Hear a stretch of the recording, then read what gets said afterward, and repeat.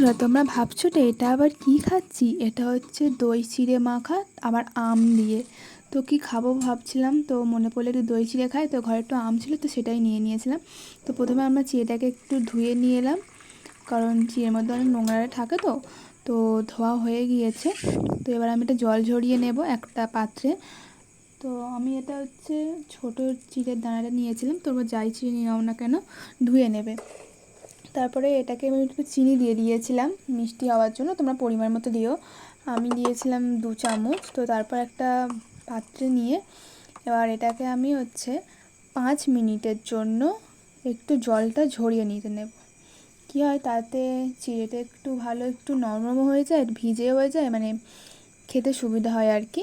তারপর এর মধ্যে আমি নিয়ে নেব টক দই, কারণ আমি টক দই খেতে ভালোবাসি এবং টক দই খাওয়া ভালো।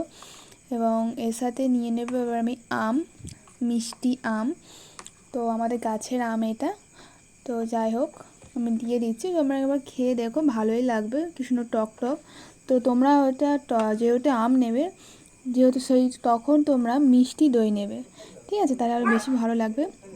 তো তৈরি, এই দেখো আমার দই চিড়ে আম মাখা। তো বেশ ভালোই খেতে হয়েছিলো। তো তোমরা একবার করে দেখো, আর ভালো লাগলে অবশ্যই লাইক দিয়ে দিও।